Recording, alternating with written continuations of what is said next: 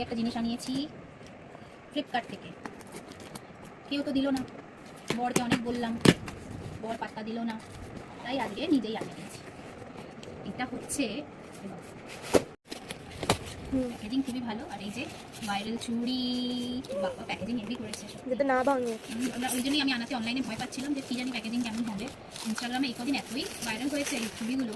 হ্যাঁ আমরা একটু লেট, কিন্তু ট্রেন্ড লেট হলে অসুবিধা নেই। কালারগুলো দারুণ, এই কালারটা দেখো, এই কি সুন্দর কম্বিনেশন, ভালো দেখতে। এই চুড়িগুলো এখন ভাইরাল, আর আমাদের রায়পুরে এই চুড়িগুলো খেলায় করে বিক্রি হতো আগে।